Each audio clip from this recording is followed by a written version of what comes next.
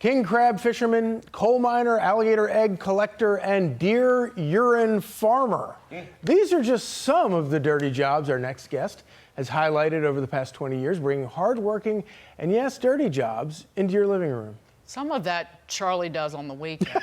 For fun. And for free, too. And in the time that has passed, Americans' views of those kinds of jobs compared to pursuing a college degree with some highfalutin gas bags has dramatically changed. According to a new poll, 51% of voters now believe that a four-year college degree has become less important.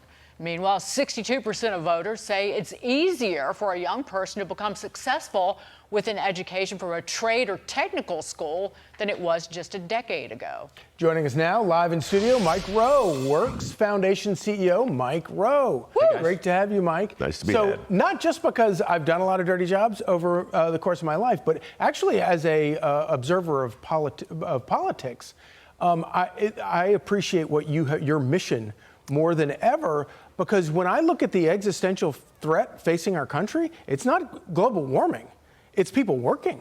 No, look, I mean, everybody can have their own chronology, I suppose. I was just talking to Kilmeade about this the other day regarding the deficit, obviously a big deal. But for me, the most troubling math is the fact that 5 tradespeople retire every year and 2 replace them. That's the ratio. It's been like that for a couple of decades. It's not sustainable. And we're getting awfully close to the point where it's going to impact pretty much everything. The good news is it is starting to turn. It's like turning a tanker around. You're talking about perceptions and myths and stigmas and stereotypes and so forth. But 20 years of shows like Dirty Jobs, modesty aside, my own foundation has helped about 2,000 people through a work ethic scholarship program. And we've made a pretty persuasive case for the fact that $1.7 trillion of student loans is no joke, and 10 million open positions that don't require a 4-year degree, that's a real number too. So Gen Z, of all people, are starting to get the memo, and you can see it in that stat you shared.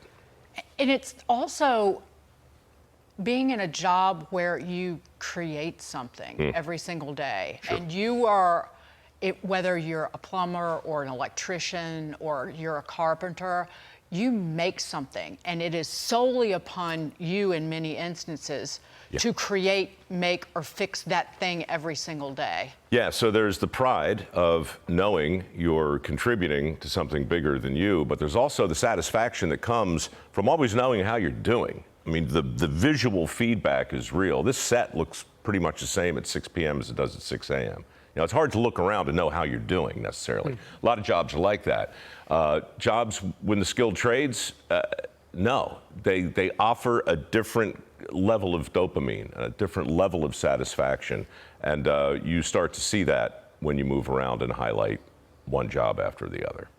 Yeah, it's interesting, you know, when you talk to plumbers or electricians back home, you know, they all say they can't find people to hire. Yeah. And it's also got to the point where those young people could make so much money because the market is for them. They could demand anything they wanted. A big part of what we do at Mike Rowe Works is just simply try and debunk the stigmas and stereotypes. We've got, of the 2,000 people we've assisted, I'd say they're probably 500 welders, and half of them are making north of 6 figures. And people just can't believe it. But you show them, and then they believe it. And then they start to think a little different. So it's just decades of inertia. It's taken shop class out of high school. We did a lot of stupid stuff, and we're working on fixing it. I saw a help wanted sign the other day that said, help wanted, someone who will show up on time. There you go. Low bar.